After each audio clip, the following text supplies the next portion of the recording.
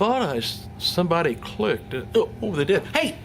Hi, fans! Thanks for clicking the Dreaded D Rose report. Hey, according to WWE, this is not the Drudge report, it's a Dreaded report. According to WWE DVD News Entertainment Magazine over in the UK indicates that WWE is going to be releasing a 4 best of WWE era volume DVDs this year. The best of 1985 to 1989, the best of 1990 to 1994, the best of 1995 to 1999, and the best of 2000 to 2004. They're all set to be released as a 4-disc set, but you know it's going to take an awful lot of. They're going to cut an awful lot out if they're going from 85 to, well, that's 20 years. To 04, awful close to it. They end up leaving out a lot unless it's going to be 4 per disc per era. No word yet if these best of WWE era sets are going to be exclusive to the UK or they're going to be released here also. But over there it's going to be released in June for you people over in the UK. And it's possible that the best of WWE 1995 to 1999 set is the Attitude Era DVD that Mick Foley said he was recently at WWE headquarters working on. Zack Ryder, he's scheduled to appear at the Steiner Sports Store in Garden City, New York, 7 p.m. this evening. Don't know whether there's any related to the Steiners. Another set of Steiners. And representatives for WWE Games says that they will be releasing no more DLC for WWE 12. Matches for today's superstar is going to be Mahal taking on Khali, Phoenix taking on Fox, and Tina Morella taking on Kurt Hawkins. As noted before, Trish Stratus will be partnering up with Diamond Dallas Page and his DDP Yoga soon for some sort of a project. Trish revealed in the interview with the Score, not Score magazine, who I subscribe to, but anyways, Score Arcadia, call. Something like that several wrestlers, including Rey Mysterio and Randy Orton, has been using the Stratosphere Yoga to deal with injuries. And The Miz is right where he needs to be. He's over in Poland today doing some promotional work for WWE. And happy birthday to Ring of Honor World Champion Davey Richards, 29 years old, one-time WCW Tag Team Champion Scotty Riggs, 42. Former WWE Grand Slam champion Booker T, 47, and one-time CMLL heavyweight champion Ultimo Guerrero, 40 years old. Got a little more on Ring of Honor here in a second. And no word yet going around. What's the deal with WWE and Shaquille? Anyway, he keeps saying he will be at WrestleMania 28. He could be in the first or second, third row. I don't know, but WWE plans for the big show indicate otherwise. Shaq is in talk with WWE to appear, and sources indicate that he's planned for a March 5th Boston Raw show, Super Show. But if Shaq doesn't appear on that show, it isn't, and not hinted some way of being there. He'll most likely won't be a part of WrestleMania. Now he may be in the corner of Cody Rhodes. That could be some sort of deal there. I can't see him wrestling, but he may be in Cody Rhodes' corner. Kind of even out the scale, because those two going at it at WrestleMania is not a draw. That's something you'd see SmackDown tomorrow night. Right now the plans is to air the Hall of Fame inductions of Edge and the Four Horsemen on USA. I always hate that because you always get just half of the show, really less than half. While Yokozuna still is expected to be announced, it's believed that someone other than The Rock will be inducted in, but that's not confirmed. Edge is scheduled to be inducted by Christian, of course. And the Horsemen will be inducted by Triple H, Shawn Michaels, Dusty Rhodes, and there was a push to get Dusty into the induction because in the heyday, they were pretty much mostly associated with the Horsemen as big rivals between he and Dusty. Of course, most of the time it was Flair. And Edge is given a 10-minute time limit on his speech. Horsemen as a group has been given a 10-minute time limit.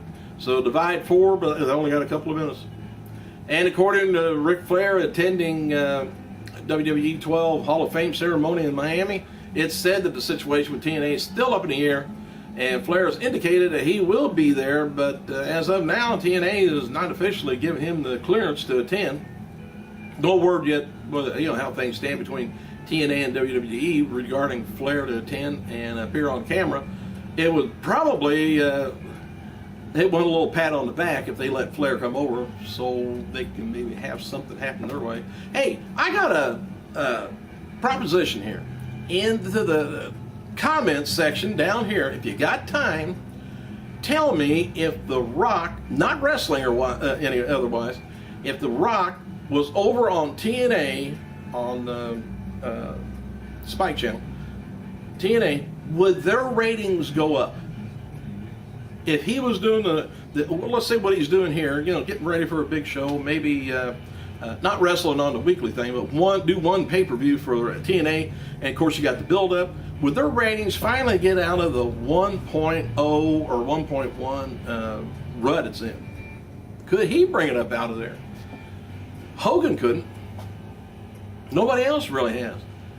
Kind of curious what your thoughts are on it. Hey, as noted before, WWE's interest in Ring of Honor tag team, Jay and Mark Briscoe, the two had been blocked, that's kind of interesting, from signing with WWE by Ring of Honor due to Ring of Honor's enforcing their contracts.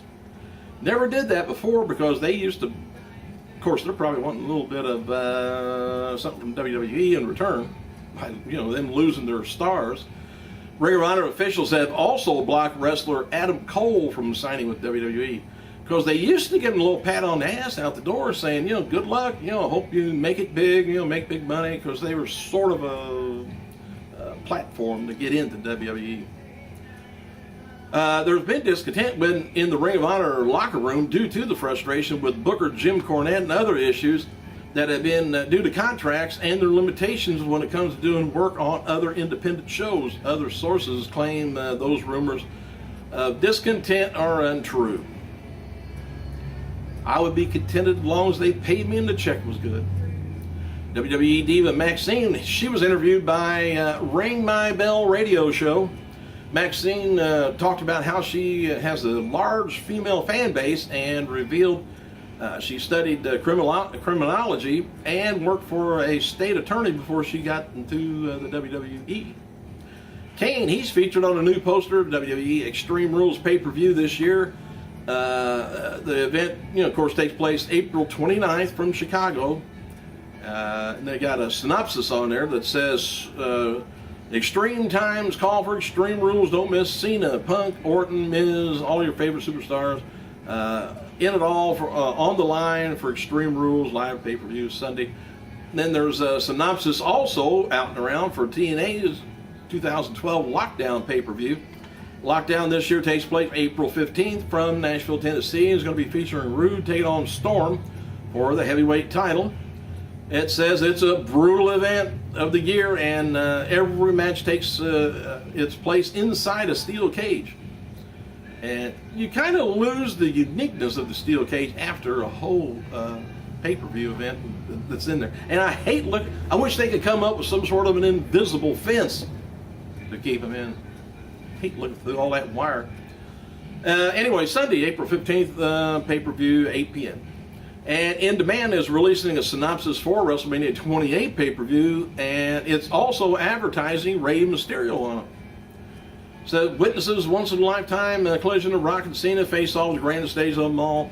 Welcome to WrestleMania participants, and it's got Triple H, Kane, Undertaker, and it says Mysterio, Punk, all your favorites. April 1st, 7 p.m. start time Eastern. And according to new numbers from WWE 2012 Royal Rumble pay-per-view, did approximately 438,000 buys. The preliminary number was down about 1.7% for Royal Rumble 11, 246,000.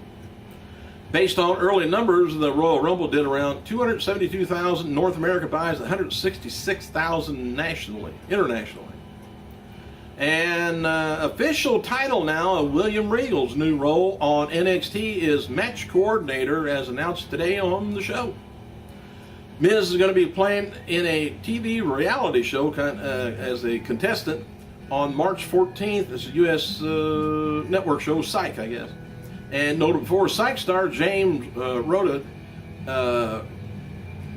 is going to be guest host, let me see, March 12th on Raw Super Show from the Miz's hometown, Cleveland.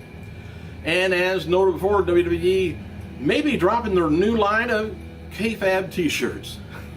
A decision made this week, so if you didn't get them now, you better hurry. First part of an independent wrestler, the first part of independent wrestler Devon Nicholson's lawsuit against WWE is scheduled to be heard in Ottawa on March 8th, and it looks like, I mentioned that last week, Nicholson has reportedly filed a $6 million lawsuit against the WWE for rescinding on a contract offer, claiming he was discriminated against because he has hepatitis C.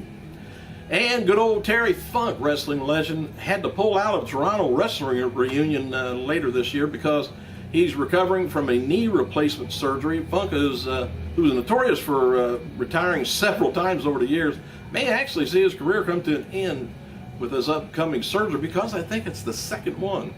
Whether it's the second knee or the same knee twice, I'm not sure on that. WWE.com has announced Psych Star, of course, going to be in Cleveland. WWE star and frontman for Fozzy, Chris Jericho, is going to be hosting 2012 Revolver Golden Gods Award on April 11th. Los Angeles, California. A live concert is going to be featuring Marilyn Manson, Slash and Evanescence, and a bunch of others.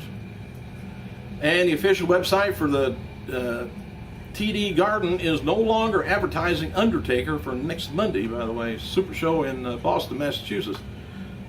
He, Shawn Michaels, and Triple H were previously advertised for being under the same roof at the same time, but the focus now is on the issue between Michaels and Triple H. And a little synopsis reads, says, what will the Heartbreak Kid have to say to his best friend Triple H after the Game said 2 weeks ago that he is better than Shawn Michaels? You might want to leave your opinion on that too, but let me know, would The Rock up TNA's ratings? Hey, thanks for clicking, you guys. I gotta go.